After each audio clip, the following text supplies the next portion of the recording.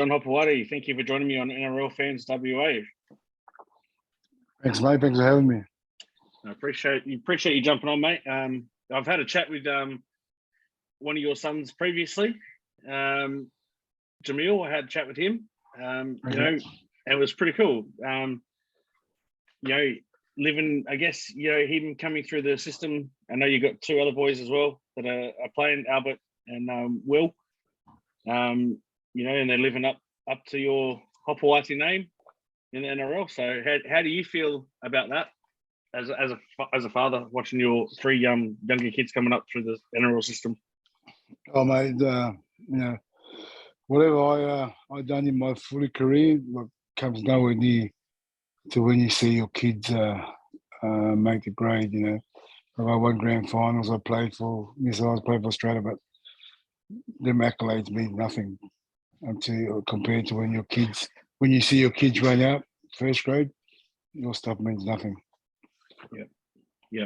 I bet you absolute proud moment, and especially for yourself, being a big family as well. Proud moment for the whole family. Yeah, very proud, mate. I had my boys, but I was more proud with my daughter, mate, than my boys, to tell the truth. Yeah, okay. My daughter's playing with the Roosters. That's made me more proud than watching my boys make it. Oh, wow. When she played for Tonga, Will played for Tonga. So did Jamil, but I didn't. I was happy. I was over the moon. They played for their home nation, but I had a tear when my daughter was standing and the national anthem was playing. It was just completely different. Oh, that's awesome. Maybe because I like my girls better than my boys. That's probably why. Yeah, it's a bit harder that way, isn't it? Yeah. Speaking of playing for Tonga, mate, you've had an illustrious career. You played for Tonga, you played for Australia, New South Wales, and you played for City in the City country origin. When you look back on your league career, your professional career, not just NRL, but your boxing as well, is there anything you've taken out of your career that's made you into the man, the father that you are today? Well, I wouldn't change anything that I've done. People say, "Will I've changed anything?" Being suspended and the finger thing. Would I have changed anything? No, I wouldn't have changed nothing. I wouldn't be the person I am if them incidents never happened. I played the game hard. When I crossed that line, you were my enemy. After when the game was finished, shake hands. I got on with everyone, but it's just I was a bit of a probably bastard when I played because I hated everyone I played against. I did everything in my power to try and win. I hated losing. And when I was playing, in the first couple of years I was playing, we made 3 grand finals in a row. We lost 7 games in 3 years, and 2 of them were grand finals. So, it was just I wouldn't change anything. And the proudest moment would be winning the grand final. Playing for Australia was I was really proud to play for Australia in New South Wales, but it was nothing compared to winning that grand final. Because with these guys 7 days a week, pretty much all day, and to go through and train with them all year, and you win the grand final, nothing compares. Yeah, and playing, those guys that are basically become your family because you are such a tight-knit group and around each other all the time. You see that end goal and get there. It would have been absolutely perfect end to that season, and perfect. What's the word? Sort of moment for you and the family. Your rugby league family to win that grand final. So it's interesting that you say that. Because a lot of people, obviously hold playing for Australia, Tonga, New South Wales in a really high regard, which I'm not saying you don't, but that grand final is that is the most illustrious thing that you've achieved in your career, rugby league career. Oh, by far. Playing for Australia is a very proud moment. I was probably more prouder playing for Australia than I was for Tonga because there was a goal. I grew up in Australia, and the goal was to play for the best team in the world. But to my parents, playing for Australia, they were happy But then when I told them I was playing for Tonga, they cried. You know, it was a different thing. But yeah, winning the grand final, playing for Australia comes nowhere near it. To me, comes nowhere near it. As I said, you play for Australia, you play one, maybe 2 games in a year, and then you see them blokes for a week and a half. But winning the grand final, as I said, you with these guys all day, every day, and you have that goal at the start of the year and to reach it and win it. As I said, playing for Australia somewhere else comes nowhere near. And I reckon most players will be in the same boat. Yeah, fair enough. That's a fair call. Going into your NRL career, you played over 200 games, NRL games. You started off at Manly in '93. You go to the West Tigers for a couple of seasons. Then you went to the infamous Northern Eagles then they go back to Manly, and you were there for until 2005. How was it going from Manly to the West Tigers? It was, because I grew up playing for Manly. I was Manly junior, played first for Manly. You go to another club was very daunting, because I'm so used to being with Manly colours, and you go to this new club. It was real daunting. I was very nervous, meeting new blokes that I played with and against. But it's just a new club, and they were a new club at the time.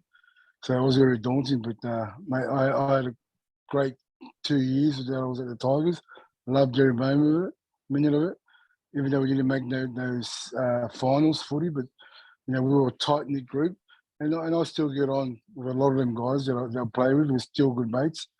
But yeah, I loved my time at the Tigers. Yeah. And then you go back to Manly or the Northern Eagles at the time. Like you said, being a Manly junior, how did you find when Manly merged with North Sydney to become the Northern Eagles? How did you find that yourself? Well, the players were actually good. We hated North. When I was playing with Manly, we could lose to anyone, but not North. Didn't matter who we played and who we lost to, we just didn't. As long as we didn't lose to North, we hated North, and they were the same. Just go upstairs. Sorry, they were the same. They hated us, and when we merged, and I went back there, it was the players that were good. It was the officials or the hierarchy that didn't get on. Yeah. The North side would argue Manly got more beer bottles than what we got. They argue about dumb things like that, and it wasn't the players. It didn't work because of the officials. Yeah, the officials didn't get on, and that's why it didn't work. And then Manly just decided to go back and go on their own, and they're still going. Yeah, and I think North should be put back in the comp, but that's up to the NRL. Yeah, well, that's quite funny that you say that. That's one of the things I was going to talk about, because there has been talk during the year that North Sydney and Perth, we're going to put in probably a bid together. How do you feel about that? Do you think that maybe North should try it by themselves, and Perth in that same aspect, or do you reckon they've both got a better chance coming together and maybe being the Perth Bears or the Western Bears or whatever it is? Yeah, well, I think they just have to get there.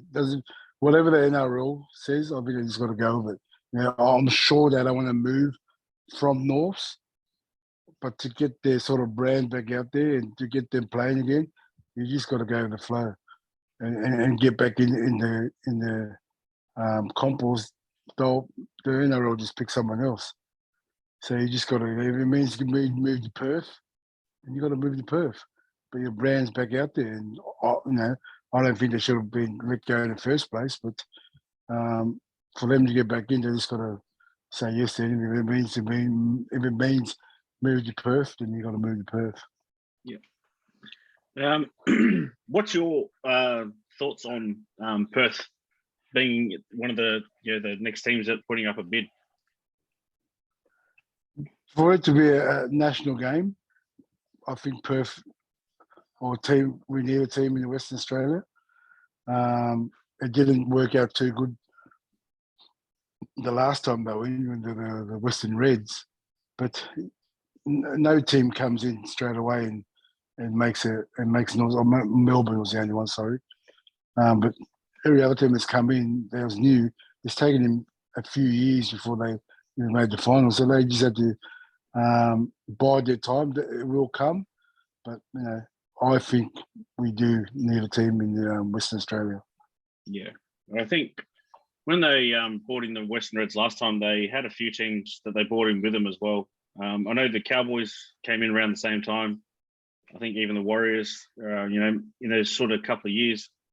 But they had the South Queensland Crushers, the Adelaide Rams, Perth. They had a few teams that sort of all come into the competition at the one time. I think that that's too much.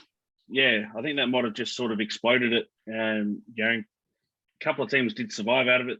Even Gold Coast. This is what their third or fourth team that they've put into the competition. So, I think, like you said, they just got to persevere with. They might not have the success straight away, but they got to persevere with it.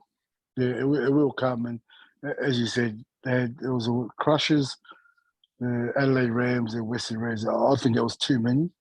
There wasn't enough cattle to fill in all the teams, especially 3 new ones. But if you bring just the one in, there are a lot of good players that are on the verge of playing first grade or playing first grade and not getting too much of a go. That and big names. They will get some big names. They'll have to attract some big names to go over there and get some good, and they'll get some good money. So, it'll take them a while, but I think they'll get there one day. Yeah, definitely. And with the big names, that you're saying that we need to get, I chat to MG all the time. Mark Guy, he's adamant. No, he's so adamant that Perth needs a team. I think the players that do decide to move to Perth, if the Perth gets a team, I think he needs to maybe reach out to him, or the NRL needs to point him to him. Him and was it Brad Mackay? Okay, they were the 2 big names that they signed at the time. Yeah, so they were the premier guys that they looked for. I think the NRL should sort of point him in that direction to speak to these guys, because they lived over here for the time that they played, and they know what it's like to come over to an AFL dominated state. Where you can sort of, you guys can walk down the street and not get recognised, whereas I guess in Sydney and Brisbane and stuff like that, you can't really do that, can you? You can't. And sometimes it's good that people notice you, and you get things for free, or you get stuff like that. But sometimes it's really good if you just go somewhere without anyone noticing you and anyone stopping you to ask you questions about footy or boxing, whatever. So it would be good. But look at Melbourne. Look how much success they've had, and they're a premier team over there. But a lot of them guys could still walk down the street and still wouldn't be known because there's an AFL dominant state. Yeah. Yeah, but they're exactly, a good team, not a good team. Yeah, absolutely. The way they've set the whole club has been set up, and the people that have gone through there in the hierarchy have done an amazing job with that club. But yeah, anyway, we'll get back into your career. You had some controversies through your career, mate. You're mentioning when you were at the Tigers, the finger incident. You also had, when you were at Manly, a breach of contract when you went and played Union as well, one of the local comps. I was reading up. When you look back at that, like you say before, you don't regret anything that you've done, but do you sort of wish that you maybe took a step back and reassessed before you did something, some of these stuff? No, I don't. No? Maybe the money, all the money I got fined, yeah, but no, it happened. I do a lot of stuff on the spur of the moment, and I do it, and sometimes it's dumb. Well, a lot of it's dumb, but I regret it for a bit. But like the finger thing, I took the blame for it. There was a few of us doing it because we thought it was funny. Our Monday video session was like a comedy session. because watching guys do that to opponents, and guys don't like fingers near their ass, so they just drop to the ground. They don't try and get no meters. They don't try and push through the tackle. They just drop. Yeah. It was just a ploy to stop, just to slow the play the ball down. Yeah. We thought it was funny, but when it hit the scenes, the world didn't think it was funny, and the media didn't think it was funny. And I joke about it all the time. I should have worn one. I got finger shirts, I got finger t-shirts, and that my mate makes for me. And Yeah. I thought I had one on, but I don't. And I make a joke of it, make a joke out of it.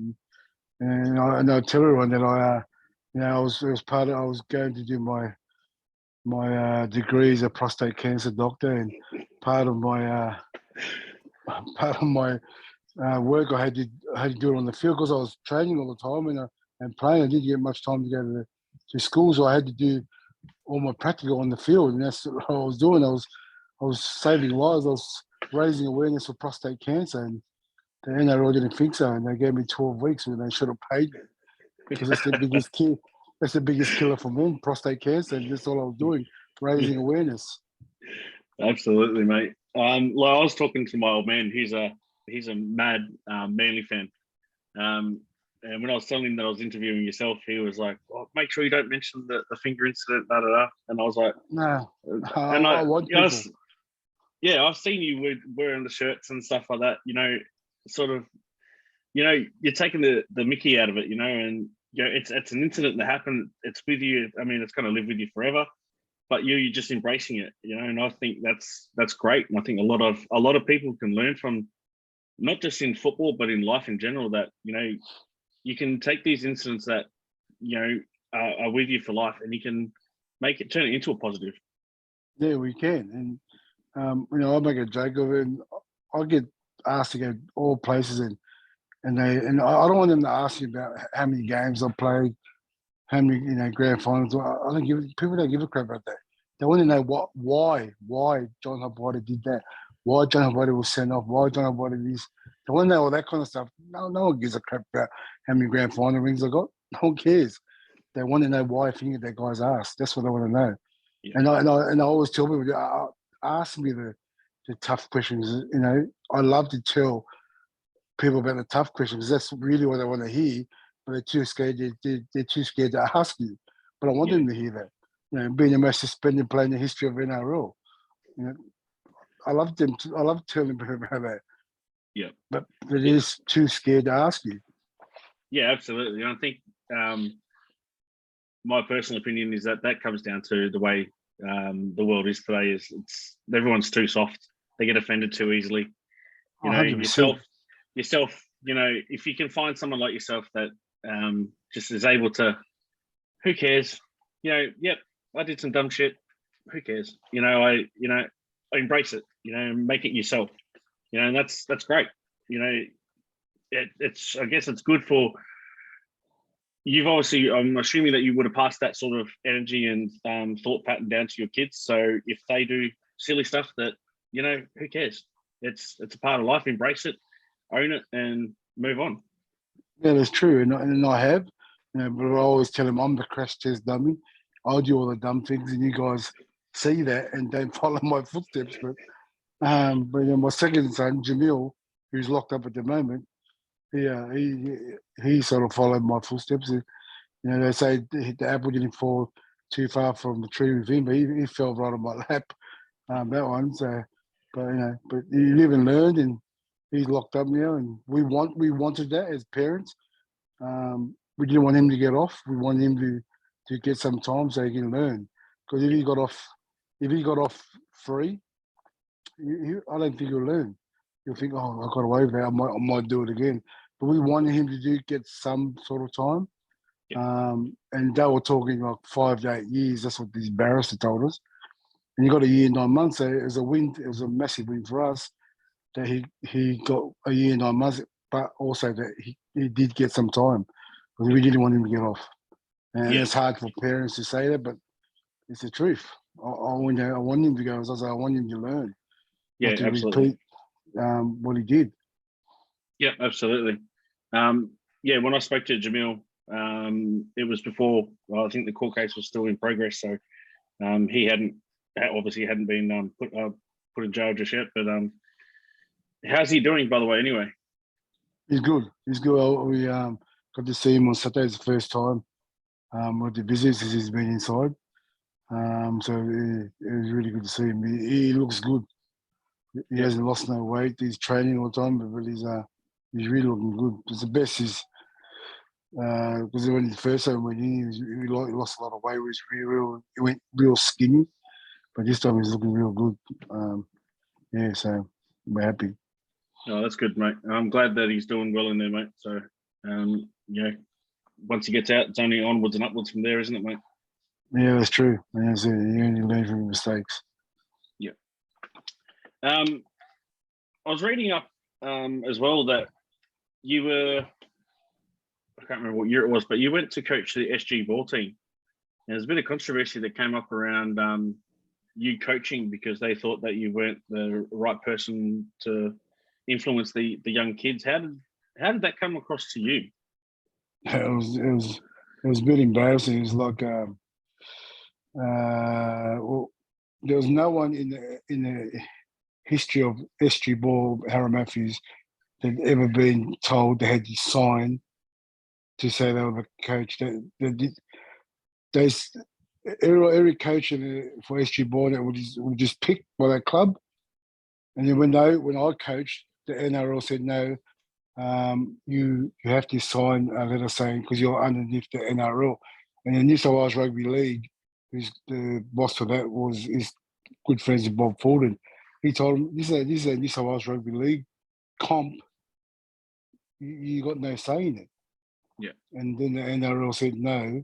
Well, Manly is under the NRL, so they have to listen to what we're saying. And then they're saying, yeah, but it's a different comp. I said, but Manly's still part of our competition. So if John Hopoate coaches, we're going to fine you 12 grand every week or something like that. So then I had to step down.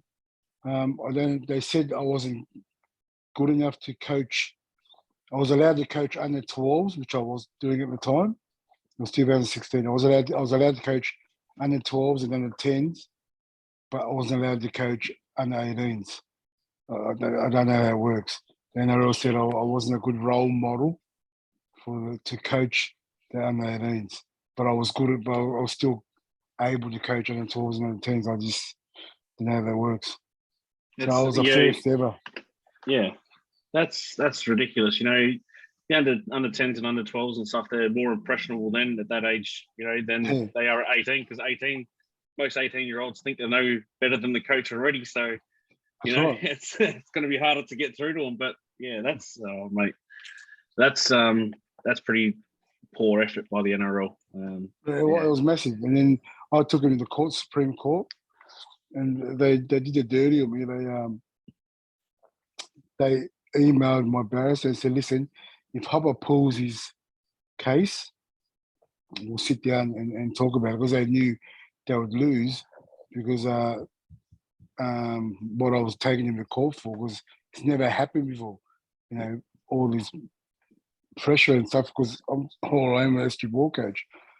And then when I took him to court, then they said, oh, we'll sit down if you pull your case. As soon as I pulled my case, they said, of course Hopper pulled his case, he has to pay all our legal fees. And I said, the only fees I'll be paying is your hospital fees. What's his name? What's the CEO's name then? Now I've gone blank. He was the CEO back in 2016. He had a beard. I've gone blank. Anyway, that's what I told him. The only fees I'll be paying is your hospital fees. And then they pulled it. But that's what I did. They asked me to pull it, and we can sit down and talk about it. As soon as I pulled it, you know, I went to the court and said, since Hopper pulled the case, he has to pay for our legal fees. Mate, yeah.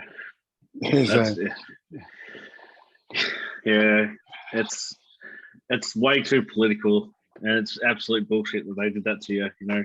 And it's a shame that they did that to you, because, you know, you've got a wealth of knowledge, and you've got, three boys and your daughter playing at the highest level. So, or that have played the highest level. So, you're obviously doing something right with coaching them. So, Yeah, well, that's all I wanted to do was just coach.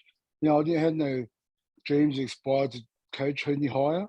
I just like coaching kids, and I've been doing it for years.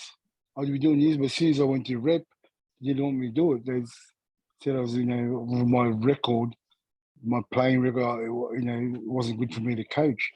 But that was on the footy field. I had no record off the field at the time. I hadn't raped anyone. I hadn't done anything like that. Like, I've had a few assault charges, but who doesn't?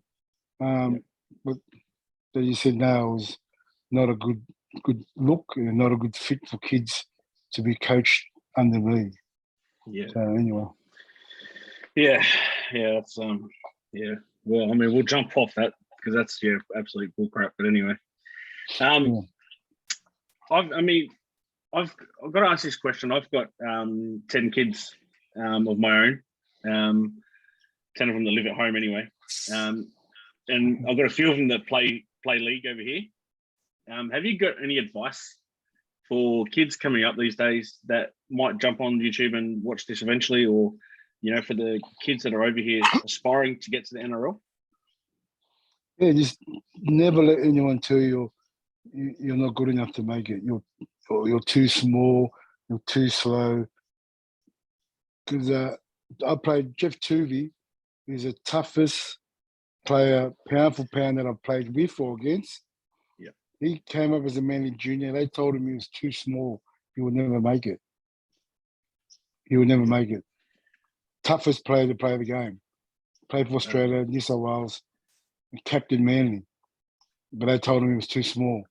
Another player, Jason King, who didn't make any rep teams coming up as a kid, and then he was playing just a local park footy, and then us at Manly, I think it was 1999.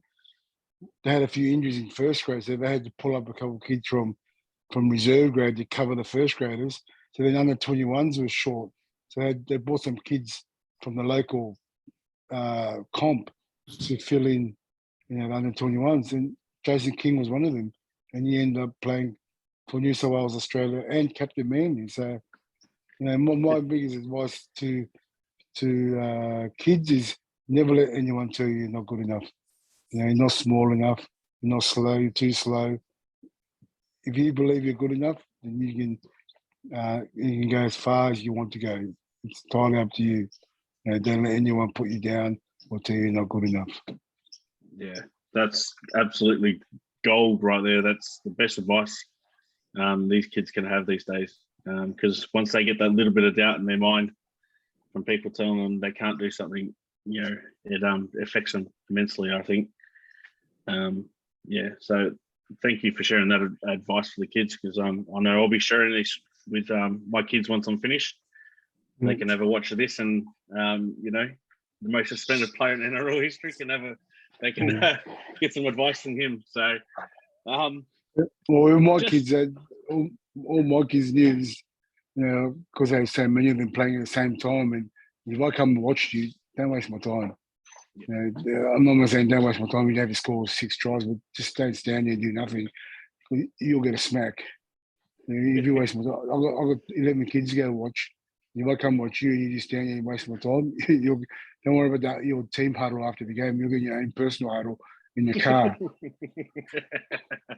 I love it. I'm gonna have to employ that tactic this year. That's gold. I want to go to you on a personal level, mate. Especially with mental illness being such a big thing these days. Have you gone through a low point in your life? And if so, how did you get through it? Maybe when I got the 18 weeks for the tackle in Galloway, and then they said that my footy career was finished, and I sort of went in that low bit. But I think the thing that got me through was all my kids. I couldn't sit there and dwell and worry about myself. I had kids to feed and I had kids to look after. So Yep. I stopped, thinking about myself and drowning my sorrows and picked myself up and said, there's I'm still alive is the main thing.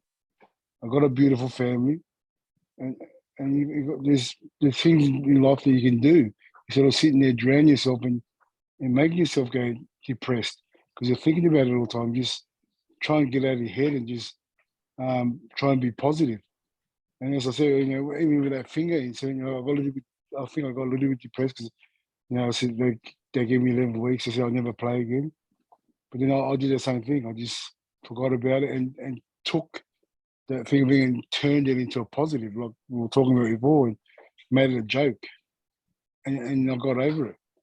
Yeah. I think if you sit and dwell too much, I think that's the problem with people when they start dwelling and you just bring yourself down if you just sit there and worry about this kind of stuff. Yeah. No, that's absolutely correct. I've gone through the low point myself. I've gone through my depression. I think for me, like you said, with your family, it's the people that you surround yourself with as well. That's true. My partner, we didn't have the kids here at the time because they were back in New Zealand. But when I met her over here, it was, she got me through it, got me out of it. And even when we went to New Zealand, just being with the kids, the family, I can't dwell on it. I can't, whatever's gone shit in my life, well, that's the past. It's about now providing for these kids and going to work and doing, what we have to do for the family. So, I think that's, the biggest thing is the dwelling. Once people start doing that, that's when they get themselves into trouble. Getting themselves into trouble because they just sit there and dwell about it instead of just getting up and forgetting about it and just moving on. You got your own life and you got kids.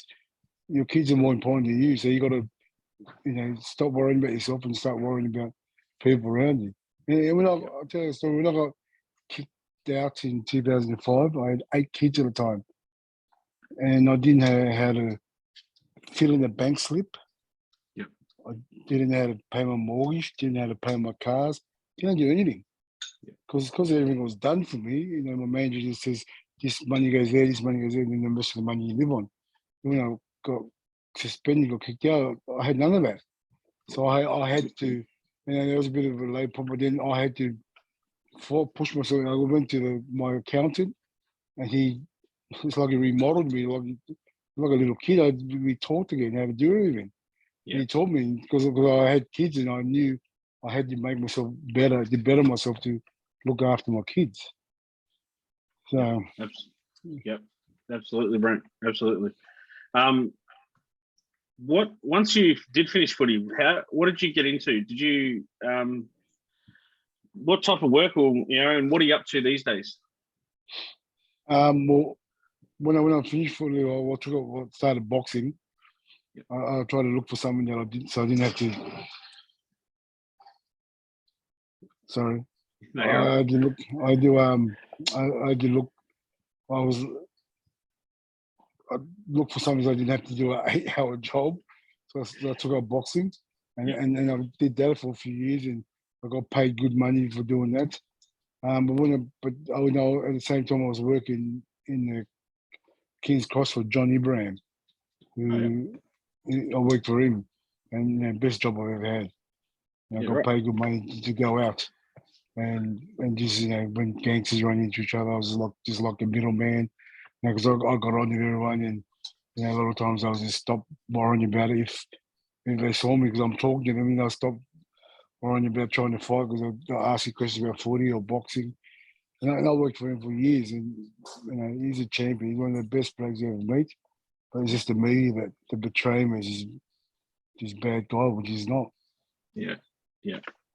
I think that's the thing with the media, isn't it, mate? They portray, if they just get someone in their head that they don't like, they just portray him in this bad light, and it's they don't realize what damage it can do to the person and their families. That's true. That's true. I know it because they betray me. Even now, I've been finished 2005. It was 18 years. Yeah. and I still get called the bad boy of rugby league. And I think at age and they still portray him as this bad guy, and Yes. that's the way they always do. So sometimes it's bad, but it's sort of good for me at the same time because people should know who I am. Because I've been finished for 18 years, but people still know who I am. So I can still go down the street. I still get free stuff. And when you're 11 kids, you take anything for free. Yeah. And I know people, that. people still know I am. I'm still getting free stuff because I'm still sort of known. So Yeah. it's good in that sense, but it's bad in the other sense where you're not that person, but they just portray you as this big mug. And then people meet you and go, "You're nothing like the media make you out to be." It's the media. They just make up stuff and they just make you look bad when you're not. Yeah, definitely, mate. Yeah, it's man, I just sort of struggle with the media some days. You know, how they portray a lot of people without getting the full stories. You know, the full meeting the people. You know, yeah, it's absolute BS. But you know, what can you do about it? That's what the media's there to do, and they're good at their jobs, aren't they? Yeah, they're good at lying and making stuff up. Yeah, exactly. When you got into your boxing career, mate, how did you sort of get into it? Was it something that you've always wanted to do, or was it just a spare of the moment sort of thing? Well, I was doing it on the side anyway. When I got kicked out, as I said, I didn't want to because I didn't want to do an 8-hour job, and so one of our trainers at Manly, who was a boxing trainer, he said, "Hop, why don't you take up boxing?" I said, "Oh, everybody go." So he got me sponsors that paid for me to train and paid me for live, and then you got your purse when you fought. So I didn't have to work. I was training. I was getting paid to train and learning a new sport. It was just another job for me. So and that's one of the reasons I took it up because first I got to learn a new sport. Got to learn how to box, but I didn't have to work 8 hours, which was massive for me at that time. Yeah, I bet. How did you find? I guess again dealing with the media criticism and not just media criticism, but other boxers that have been doing it for all their life, jumping down the throats of the footballers that are jumping in the ring. How did you find that?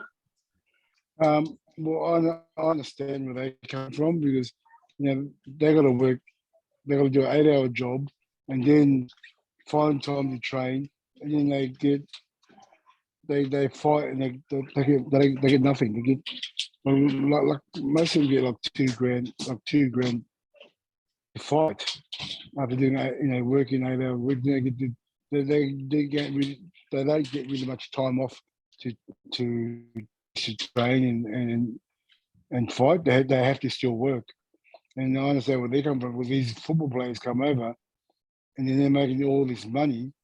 But it's not their fault. It's because people know them and they're following, and that's why people jump in to watch the sport, and that's how they get the money and the interest because these footy players have got names, and that's why the boxing is sort of lifted because all the footy players are jumping on board, but because they've got names, and that's what the boxers are not liking because these guys are not real boxers, but they're getting 20 times more money than what they're getting. Yeah. And I think that's what they're sort of blowing up about. But you can't get angry at the footy players because they're doing because they're getting paid good money, but they have a following. Yeah. If them boxers are getting a following and not getting paid, that's different. But no one really knows who they are unless they're on the world stage. If you're an Australian boxer, no one knows who you are, apart from your family and friends, unless you make it in the big stage. Yeah. Where these footy players are playing in front of 30, 40,000 people every week, and and people know them. Yeah. So yeah. Do you with your boxing career, do you think you could have ever gone and fought for any one of the titles, the Australian heavyweight or anything like that, or even international heavyweight titles? Well, I won the Australian title. My 11th fight. My 11th Okay. fight I fought Bob Mirovic. And I apologise about that. Yeah, and I beat him, and I won the Australian title. But I think I could have gone further if I trained more. Because I would train if I was living up to a fight. I did a 4 to 6 week training camp, and then fight. And as soon as I finish, I wouldn't do nothing. No boxing, no nothing, until I get another fight, and then I'll train.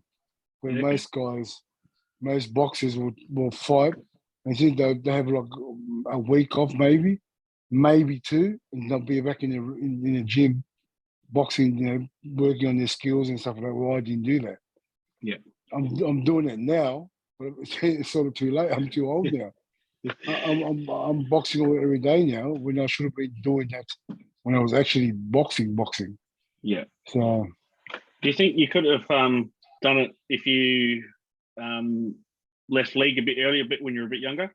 You reckon you could have, that having that training mentality of going to training every day at Manly, and then jumping from that straight into, being that little bit younger, going straight into boxing? Do you reckon that would have helped? Yeah, it would have, because I would have had a lot more time to, because I won the Australian title in my I started fighting in 2006. I won my first was 2006. I won the Australian title in 2008. So it was 2 years. So if I was young, I was 31, I think. Yeah. At the time. But if I was younger, yeah, I think I would have went further because I would have been training more and I would have gotten in the ring. Maybe because I was older, I took it a little bit for granted and didn't train as much as I should have. Yeah. No, that's the way. How do you feel about the guys like Sonny Bill, Paul Gallen, all these sort of guys? Ben Hennett, Justin Hodges are jumping in the ring lately. How do you feel about these guys? I think Paul Gallen said he's not fighting anymore. I know you fought him, which is an unfortunate loss for you. But he actually turned out. A lot of people wanted to see him get his head bashed in, but he turned out to be a pretty decent sort of boxer. Yeah, he's a tough bastard, Gal. And when I fought him, I had 10 years off, and thought I could just train for 4 weeks and turn up and beat him. And it didn't work. Everything that we trained for, I did none of it on the night. But he is a tough bastard. You can't begrudge him for what he's done. And people saying he hasn't fought anyone high. He fought. What's his name? Was that Tongan kid? I've now gone blank. He was Australian. Yes, I know the guy you're talking about too. They beat Gal. Yeah. Like he flogged Gal. Justice Hooney. Justice Hooney flogged Gal. Yeah. And with sort of, he was like, he had a crap hand too, and beat Gal convincingly. But you can't begrudge Gal because, he fought what was put in front of him. And a lot of his fights weren't against big names, but he got paid. He got paid very good, Gal. Yeah. You got to give it to him. Anyone that jumps in the ring, you got to give it to him because it's not an easy sport, especially the league players. Because you don't have you're so used to having 12 other teammates around you, and if you get tired, someone else does a hit up for you. Where in the ring you're by yourself, and there's no one there to help you but you. Yeah, so these exactly. guys, you got to give it to them that they get in there because it's not an easy sport to jump in and someone's trying to take your head off. Yeah, absolutely. Yeah, but I'd love to fight Gal again. I've been asking for the last couple of years, but they won't budge. Yeah. Especially this last year because I've been training every day for this last year. I've been asking, but they keep saying no. So anyway, I think everyone wants to see the fight of him and Sonny Bill. I reckon that'd be a great fight, but I think both of them have said they don't want to fight anymore and they can't come to terms, and it's just a bit of a hassle for them to get in the ring together. Yeah, well, I think they're both asking for big money. They both would have got massive money for fighting each other, and I hope it works out. But Sonny thinks he's worth more, and Gal thinks he's worth more. So once they get over that part, then we'll see what happens. It'll be good for them to fight, but No, that's it, mate. Just before we let you go, mate, have you got a message for the people of WA? for people with WA, just hopefully the Bears can come to Western Australia and you get a rugby league team. But if you don't, keep supporting, because I think you will get one day, because the NRL, to be a true national sport, National Rugby League, and they call it National Rugby League, to be a true National Rugby League, they need a team in Western Australia. Yeah, absolutely. So the whole country's participating in the sport, and they need one over there. So keep your fingers crossed, because I really do think that you guys will get a team in the future. Yeah, that's it. I appreciate that, mate. On behalf of NRL Fans WA, John Hopoate, thank you for joining me. Much love to you and your family. Please give my love to Jamil as well. Tell him I'm thinking of him. He's in our prayers over here. But thank you for joining me on NRL Fans WA, bud. No worries, mate. Thanks for having me. Thanks, mate. You have a good night. All right, mate. See you, buddy.